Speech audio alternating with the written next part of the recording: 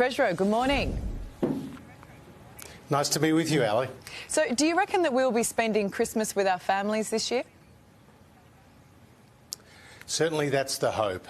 We are making great progress in meeting those vaccination targets of 70 and 80% as agreed by National Cabinet, and particularly in New South Wales you've seen people rolling up the sleeves in record numbers, 215 jabs a minute. People need hope, and the plan gives us hope, and if we don't open up at 70 or 80%, Ali, when do we? When do we see the kids go back to school? When do we see businesses reopen? When can we go and attend funerals and weddings of loved ones? And when can we move freely in our own country? That's why we need to stick to the plan, because it gives us hope. OK, so if the states don't play ball like you want, they open the borders at 70%, what does that mean for the national economy? Well, I sense the Premiers are picking up on the change in public sentiment, and they know that the plan is based on scientific evidence, the best advice of the medical experts at the Doherty Institute, who have said that zero COVID forever is unrealistic, which means we have to learn to live with COVID. And that means an honest conversation with the public about what that means. It means deaths, it means serious illness, and indeed it means more cases. But our health system is built to cope. We've put in place a surge capacity for that, and there really is no other alternative than opening up when it is safe to do so. We can't live in lockdown forever. The problem is you do have several states who just don't seem to agree with you on that one. And the issue you've got at the moment is, as all this fighting is taking place, is you've got small business, right? And no one is hurting more than small business right now. Well, for small business, they are desperate, they're despondent, and many people have their life savings on the line through their small businesses, and indeed in many cases their homes.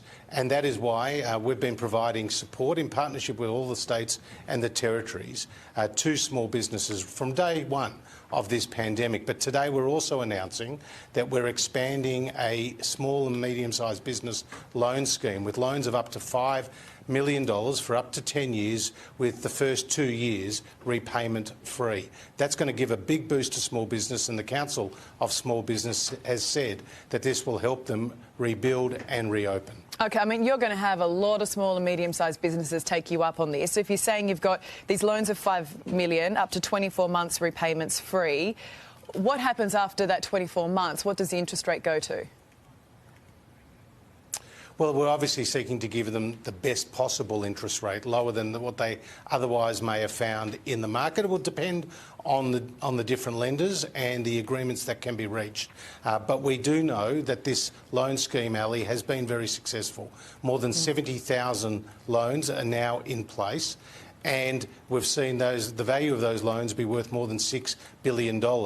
Up to now, the requirement had been that a small and medium-sized business had been on JobKeeper in the March quarter. We're removing that requirement to allow more businesses, whether they're in the tourism industry, whether in the hospitality industry, whether they're arts and recreation businesses, they can enter into these loans to support their working capital, to refinance their existing loans, or indeed to expand their business by purchasing machinery and equipment.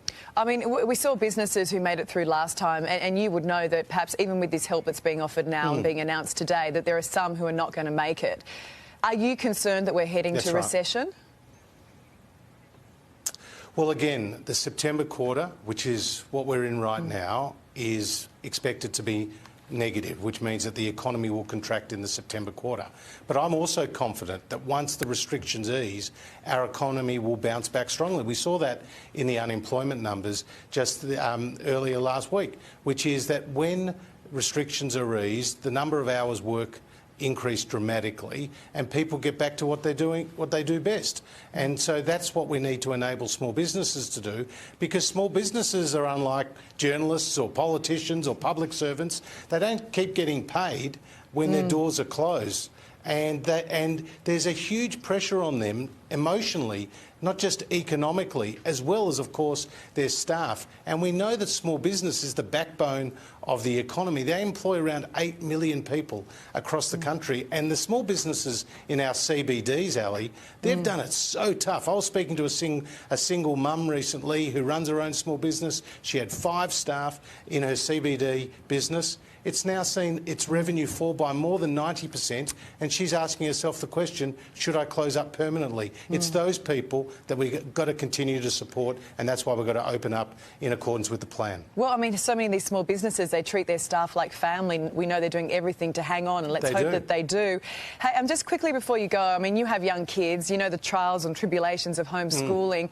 How worried are you that some kids aren't going to catch up, considering how long they've spent in lockdown and not in the classroom? I'm really worried about this. I think this has been a devastating blow to the education of our kids, but also the emotional and mental health of our kids. I've got one local GP in my electorate who said the other day, in one day, she had 5 Year 12 students who came to see her, and, you know, they were dare I say it, in a really, really bad way with respect to their mental health. And she said they were normally happy-go-lucky people who had bright futures and were excited about their future, and she's now put these kids on antidepressants.